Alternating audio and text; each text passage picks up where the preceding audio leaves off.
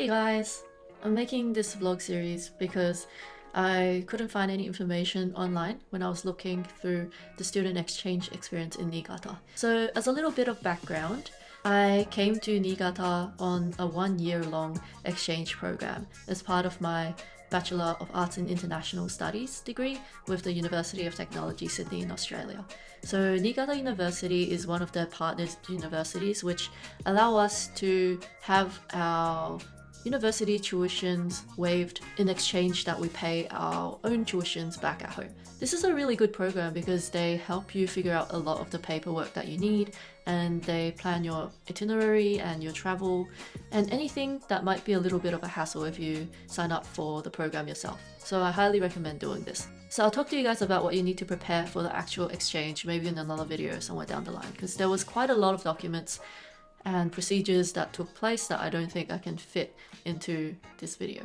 For now, I just want to talk about the arrival experience and the orientation for moving into our apartments that has happened in the past 2 days. On Monday, which was 2 days ago, at 9:30 p.m, me and my friends who were going to the same university took a flight from Sydney Airport all the way to Haneda, and at Haneda we took a monorail to Tokyo Station, where we stayed at the Daiwa Roynet Kyobashi Hotel because it was a public holiday. So why does the public holiday matter? Well, Niigata University only does move-in orientations on non-public holidays and during the weekdays. So that meant we basically won't be able to move into our apartments. We'll have to stay at a hotel at Niigata, and we felt like after a 9-hour-long plane ride, we just wanted to rest at a hotel, so that's what we did. The Daiwa Roynet Kyobashi Hotel was a pretty nice hotel. It wasn't too far from the station, it was around 10 minutes walk. However, I would still highly recommend that you get a luggage delivery service from the airport. So that's one thing that we didn't do that we regret, because for us, we flew through ANA or Nippon Airlines and they have a pretty generous baggage limit. So we are allowed to take 2 check-in luggages at 23 kilos each, and also a hand carry luggage, which was up to 10 kilos, I think, including your backpack. So in my hand carry, I put in a mini PC, a little bit extra, but I thought that if I was here for a whole year, I'd like to have access to my personal computer as well. But yeah, anyways, make sure you use baggage delivery services because it's definitely a lot better than lugging your 3 suitcases around. And you should do this through the airport because they can send it directly to your hotel. And I don't think it's too expensive. Japanese monorails and trains are not designed for large baggages, and to be honest, I felt a little bit like a hindrance when I was moving my 3 baggages through the ticket gates and through the monorails and through the trains. It felt like it's definitely not something that Japanese people would do. When we go around stations, we don't generally see local people here carry giant luggages or suitcases. They carry a really small carry-on, and I'm guessing that they use luggage forwarding services to get the big pieces to the airport or to important locations. So make sure you check that out. At the hotel, everything... Oh, and that's not just the hotel, but everything in Tokyo felt so clean.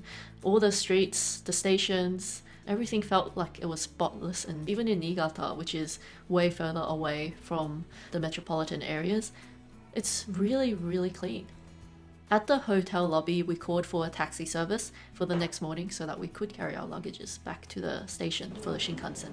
We took the Shinkansen from Tokyo Station all the way to Niigata.